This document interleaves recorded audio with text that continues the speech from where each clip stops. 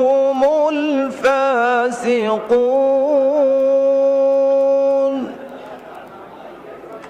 لا يستوي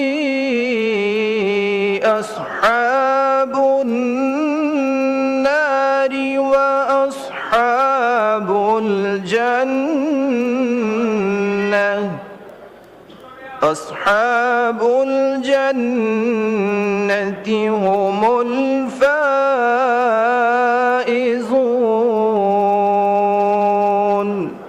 صدق الله العظيم. سورہ الحشر کی آیات بینات تلاوت کی ہیں. ارشاد باری تعالی ہے، اے ایمان والو، اللہ سے ڈرو اور ہر شخص یہ دیکھے کہ اس نے کل کے لیے کیا سامان کیا ہے. اللہ سے ڈرتے رہو، اللہ یقیناً تمہارے ان سب اعمال سے باخبر ہے جو تم کرتے ہو. ان لوگوں کی طرح نہ ہو جاؤ جو اللہ کو بھول گئے تو اللہ نے انہیں خود اپنا نفس بھلا دیا. یہی لوگ فاسق ہیں. دوزخ میں جانے والے اور جنت میں جانے والے کبھی یکساں نہیں ہو سکتے. جنت میں جانے والے ہی اصل میں کامیاب ہیں. وما علینا الا البلاغ المبین. حدیث نبوی صلی اللہ علیہ وسلم. عن عبد اللہ بن عمرو رضی اللہ عنہ قال قال رسول اللہ صلی اللہ علیہ وسلم لا يدخل الجنة منان ولا آق ولا مدمن خمر او كما قال علیہ الصلاۃ والسلام. حضرت عبداللہ بن عمرو سے روایت ہے کہ رسول کریم خاتم النبیین صلی اللہ علیہ وسلم نے فرمایا، احسان جتلانے والا، ماں باپ کی نافرمانی کرنے والا اور ہمیشہ شراب پینے والا جنت میں داخل نہیں ہوگا. وآخر دعوانا ان الحمد للہ رب العالمین.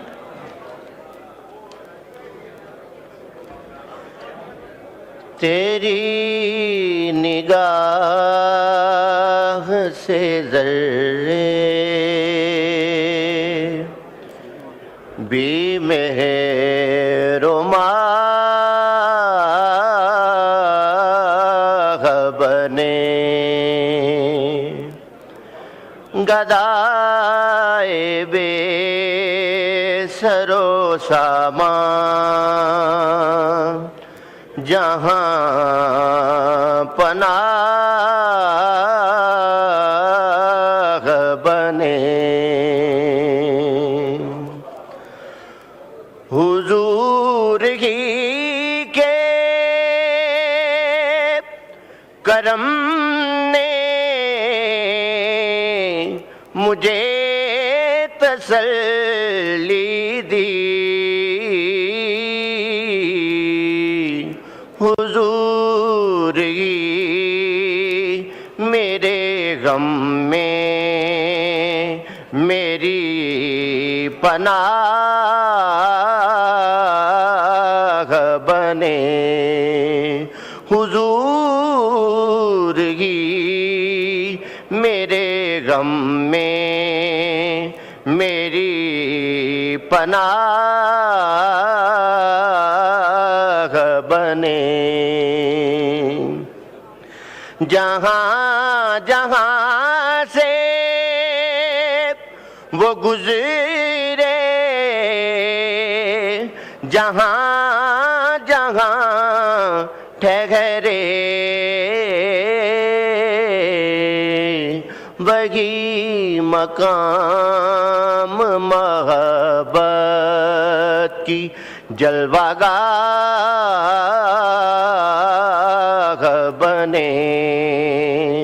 گدائے بے سر و سامان جہاں پناہ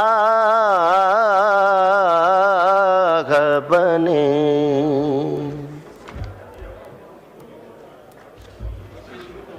اعوذ باللہ من الشیطان الرجیم. بسم اللہ الرحمن الرحیم. I invite the Honorable President of the Islamic Republic of Pakistan, Mr. Asif Ali Zardari, to address under Clause 3 of Article 56 of the Constitution of the Islamic Republic of Pakistan to both the Houses of Parliament assembled together.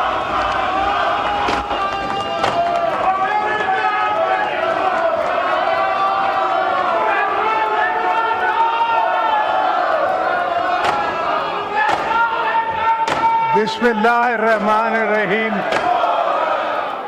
Chairman Senate, Sayyid Yusuf Raza Gilani. Speaker National Assembly, Sardar Ayaz Sadiq. Prime Minister of Pakistan, Muhammad Shahbaz Sharif. Members of the Parliament, distinguished guests, ladies and gentlemen, Assalamu alaikum.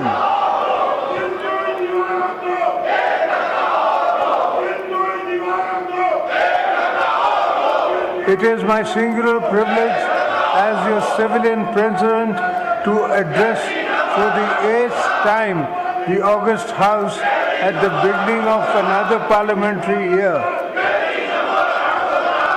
This moment marks not only the continuation of our democratic journey, but also provides us with an opportunity to review our progress and reaffirm our commitment to building a better future for Pakistan.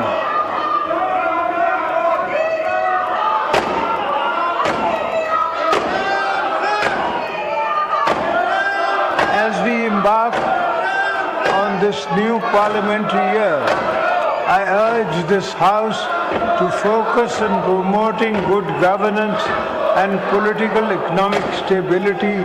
Our people have pinned our hopes on Parliament and we must rise to the expectations. It is my first duty to remind you, we need to work harder to strengthen our democratic system, restore public confidence in the rule of law, and put Pakistan on the road to prosperity.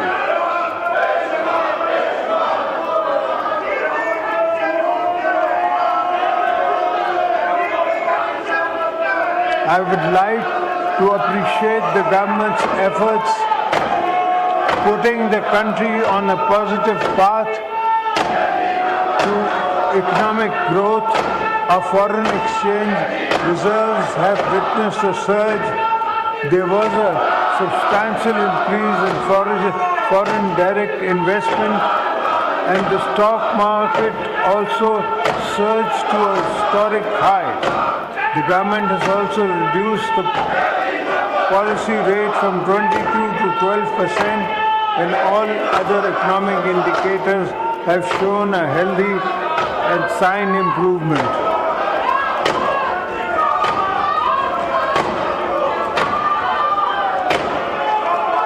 Honorable members, you are aware the population dynamics of our country have changed. A combination of factors present challenging. We must address the high rate of our population growth along with strategic drift in our administrative machinery has increased governance issues manifold. It is my considered opinion that this House should take this responsibility seriously and play its role in rail and reset our governance and service delivery outcomes.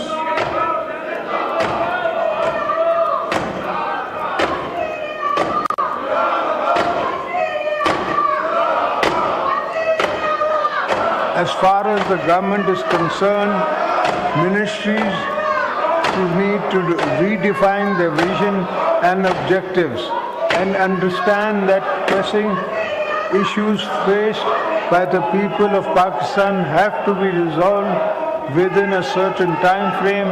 We need to deliver tangible benefits, restore trust of the people in democratic institutions.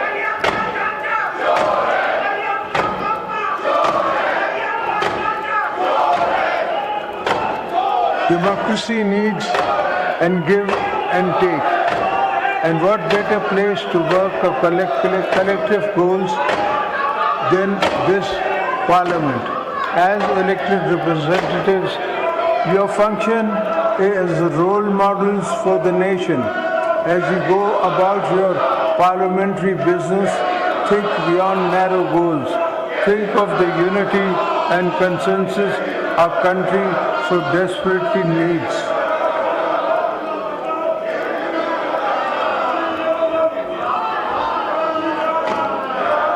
I would urge all you to empower our people, make decisions of national importance with consensus, encourage domestic, international investment for economic growth and job creation, foster social economic justice and ensure fairness and transparency in our system.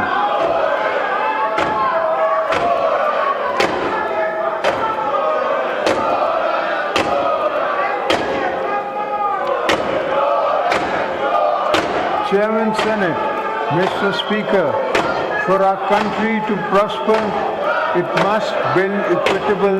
This is going to be a century of many new global changes, and to weather such transitions, we need to ensure that our peoples, with their different regions and resources, are on board of national development. It is my firm belief that a strong Pakistan is one where fruits of progress and development are equally shared by all its provinces and citizens.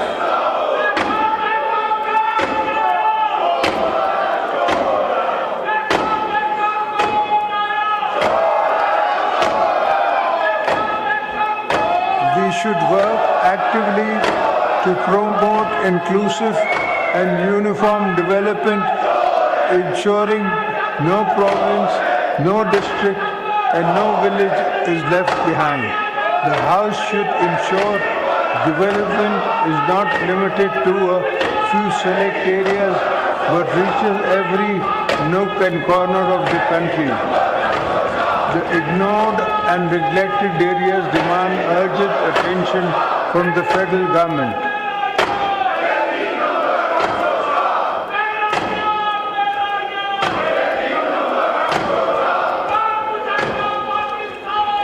We also need investments in infrastructure, education, healthcare, and economic opportunities to address the sense of deprivation. Parliament is the one forum where any sense of deprivation cannot just be aired constructively, but also addressed with political empathy. By the executive branch, that is the test of real statecraft.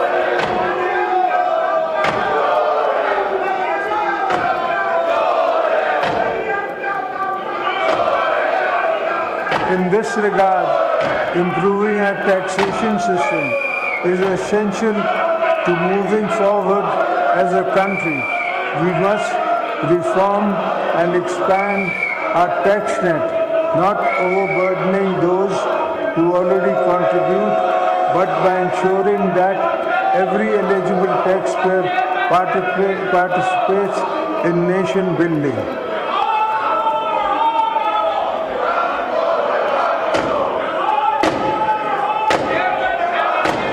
Pakistan should also diversify its exports, focusing on value-added goods and services to explain new markets and build a competitive export-oriented economy.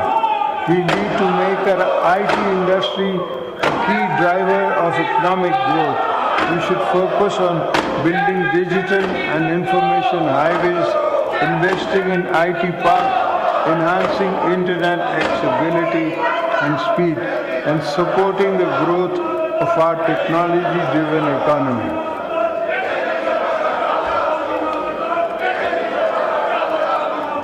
Equally important is the sustained support of small and medium enterprises. We must ensure access to credit, address procedural bureaucratic hurdles, and create policies that promote youth-led businesses. Our young people should be encouraged to enter businesses good through SMEs-focused programs, skill development initiatives, and accessible loan schemes.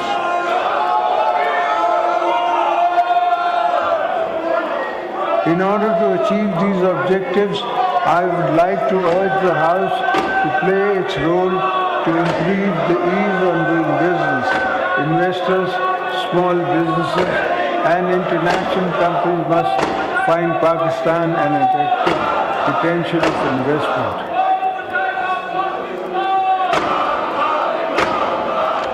Honorable members, today the common man, the laborers and the salaried class are facing serious economic hardships. Our citizens are burdened by inflation, high prices of essential items and rising energy costs.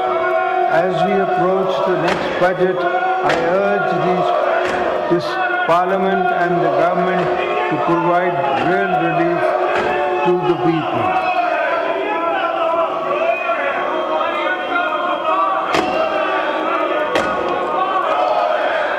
The government should take measures to forthcome budgets to increase salaries, pension, reduce income taxes on salary class, lower energy costs, which would help reduce financial burden on them. At the same time, we should avoid downsizing jobs cuts. Instead of our focus should be on creating jobs and utilizing trained manpower productively.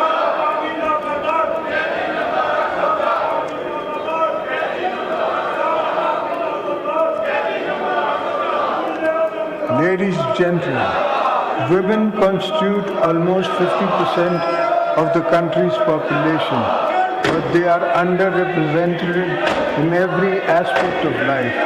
It is essential to empower them for enhancing their representation in various sectors.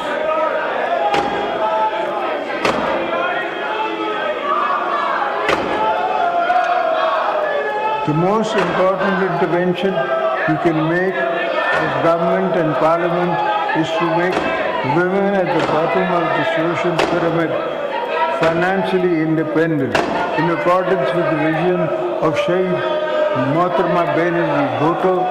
The Benazir Income Support Program BISP remains a crucial lifeline of millions of families. Its reach must be expanded and cash transfers should be further enhanced.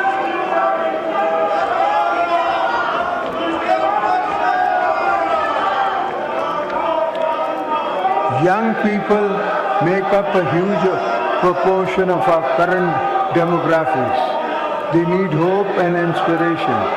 We should ensure the children are not outside schools in Pakistan. Promoting higher education, enhancing research in the universities should be a fundamental priority for creating a knowledge-based economy.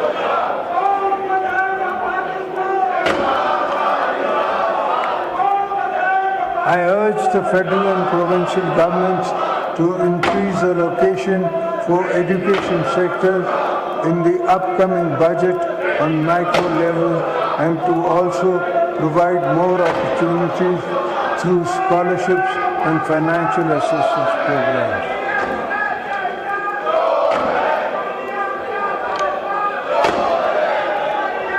This is also the moment for us to reflect on how we can enhance access to quality health care all our citizens, reduce worrying incidents of malnutrition and polio vaccination in many children.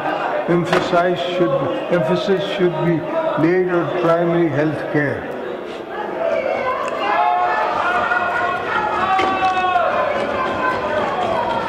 Respectable parliamentarians, I believe that domestic and regional conservative is a fundamental to prosperous Pakistan. We need a strong, efficient transport infrastructure, road networks and modernized railways.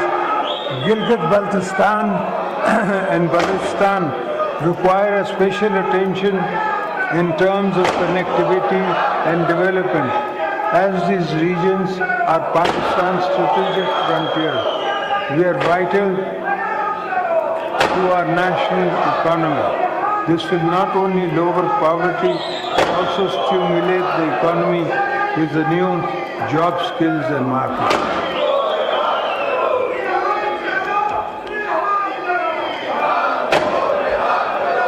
The China-Pakistan Economic Corridor, CPEC, and Gwadar Port remain central to our vision of connectivity.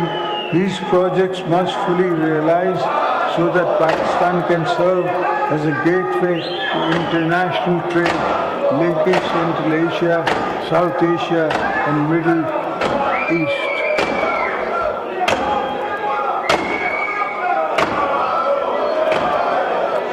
At this point, I would like to take this opportunity to urge the federal and provincial governments to strengthen agriculture sector, ensure sustainable water management, bring coordination and agencies to the urgent task of managing the growing threats of climate change.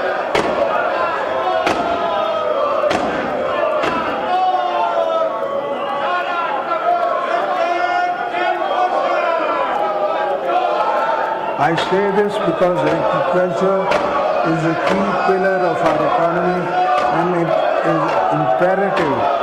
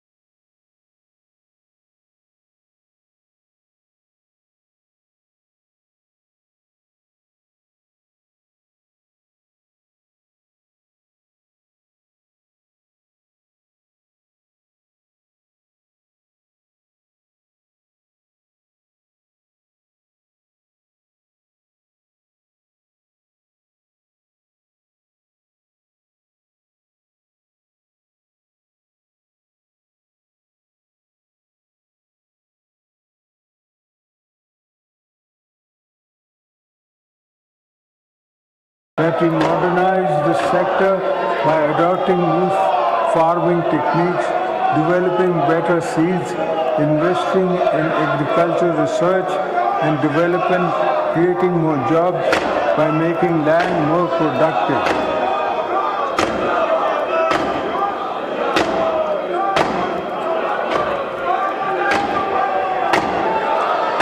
In order to improve our productivity, increase livestock yield and expand food exports, our farmers must be equipped with modern tools. We must aim for stability and self-sufficiency in food production.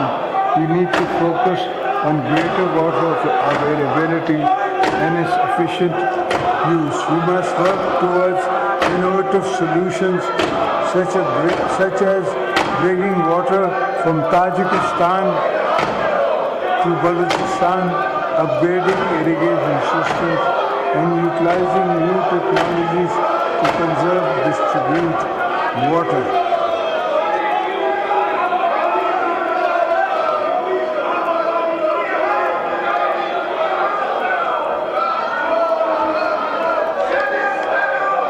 Our fisheries and livestock sectors have immense potential.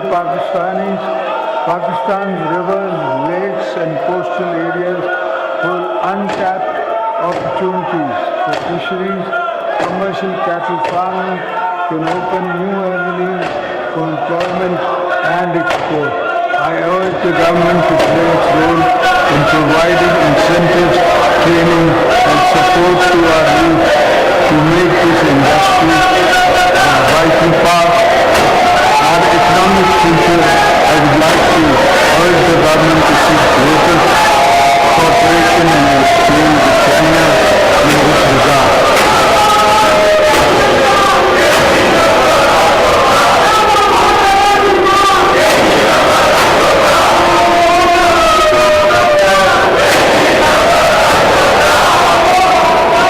You are aware that Pakistan is one of the countries most impacted by climate change.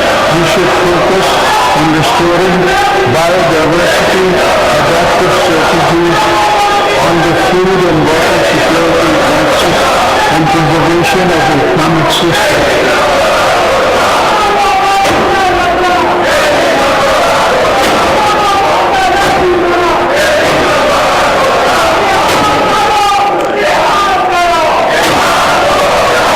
We must invest in the promotion of renewable energy, electric vehicles.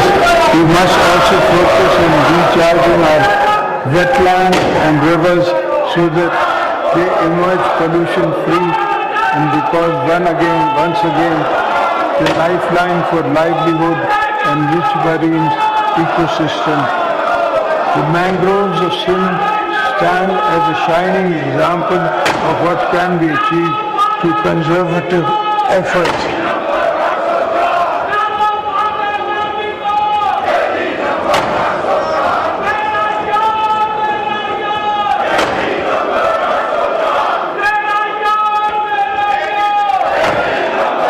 I am glad to share that in Sindh we have planted 2 billion mangroves, which have also earned Sindh government a substantial finance through carbon credits. We should replicate this model protectively and benefit it from the international carbon credit market.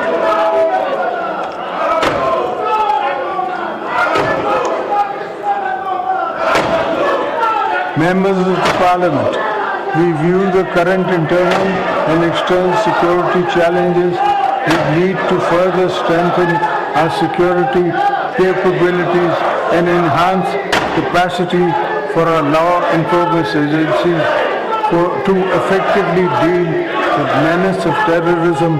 Parliament needs to play a role in building a consensus to tackle extremist ideologies as well as militancy that supports such violence.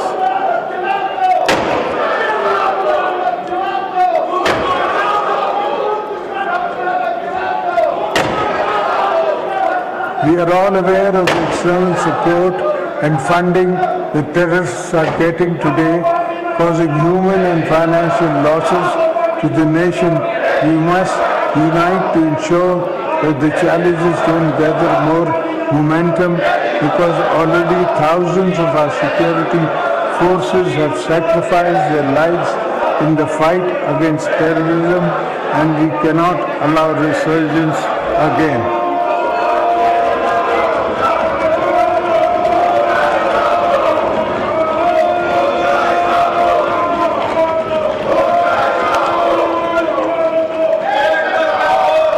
I want to assure you that we are committed to eradication of the menace with the support of the nation and the brave armed forces successful intelligence-based operations have led to dismantling of terrorist networks to destabilize our nation.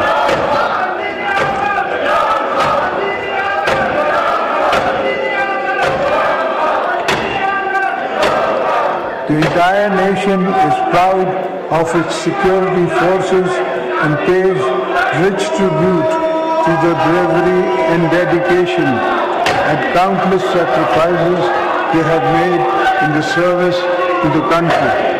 At the same time, we should not forget that militancy finds roots in deprivation and inequity.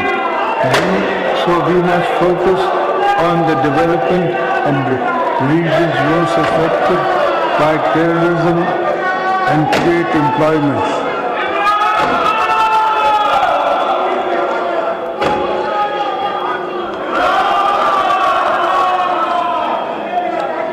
Outside our borders, the world is in a different stages of transition. Pakistan remains committed to regional peace, stability, economic integration. Our foreign policy will always be guided by national interest, international cooperation, and principles of sovereignty, mutual respect. We should enhance our cooperation with friendly regional countries in the area of trade, economy, climate, and cultural exchange. We will continue to play our role as a responsible, peace-loving nation.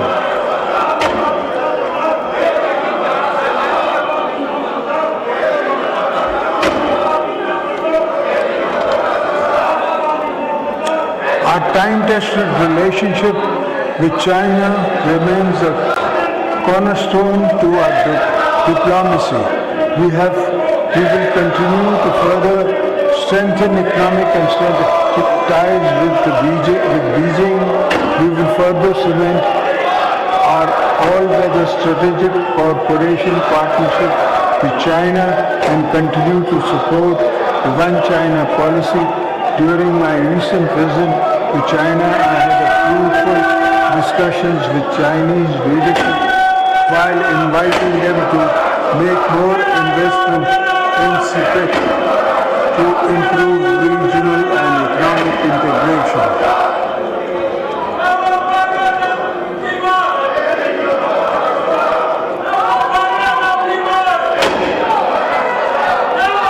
Through our recent engagements with the Chinese leadership, both nations have reaffirmed commitments to further strengthen economic cooperation. The benefit of CPEC will reach every corner of Pakistan in different projects.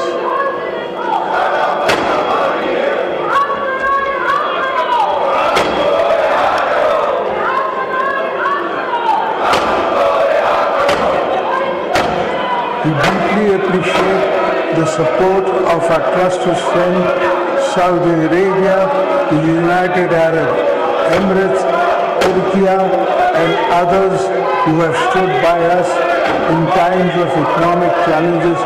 We are committed to further strengthening our long-standing historic, cultural, and economic ties with the friendly nations of the Gulf and Central Asia, as well as the European Union, the United Kingdom, and the United States of America.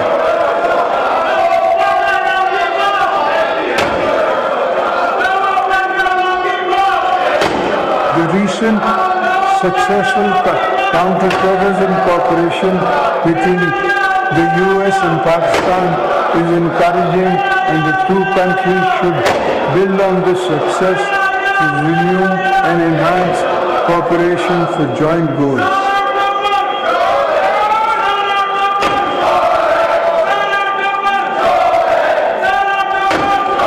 Honorable members, the plight of two of our brothers and sisters in Indian illegal occupied Jammu and Kashmir remains of great concern for the entire nation. The people of Kashmir have been suffering for decades under unjust occupation. oppression and brutal human rights violations. By the success of Indian regimes, Pakistan will always stand by them in their struggle of self-determination.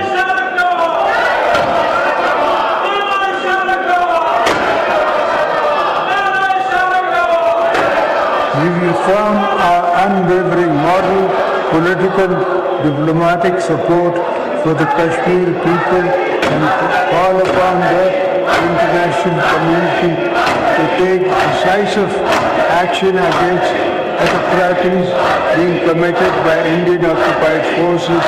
The voice of oppression will not be silenced. Pakistan will continue to raise this issue at every international forum.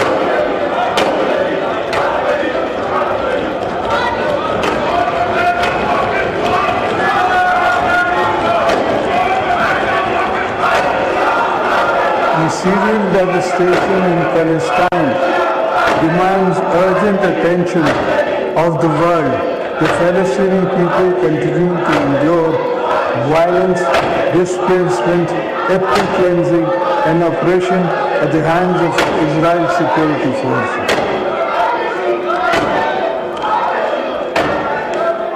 Pakistan is actively committed to Palestine cause and is consistent in the calling of a just and lasting solution based on international law and aspirations of the Palestinian people. Our position is clear and wavering that establishment of an independent and sovereign Palestinian state with Al-Quds al-Sharif as its capital is essential for lasting peace in the region. Honorable members, before I conclude, I must draw the attention of the House of a matter of concern for this federation. The President of Pakistan has been elected by all four provincial assemblies and National Assembly and Senate of Pakistan. In the constitutional framework, it is my duty to represent the federation.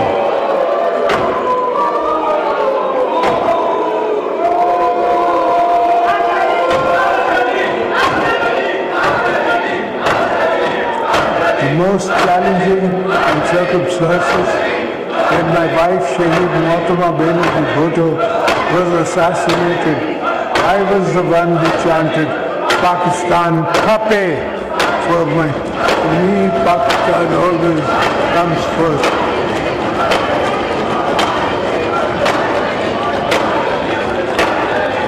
It is therefore my constitutional duty as your President, my personal obligation as a patriotic Pakistani to caution the House and the government that some of your unilateral policies are causing grave strain on the Federation. In particular, the government's unilateral decision to carve out some canals from the Indus River, still despite strong opposition from federating units.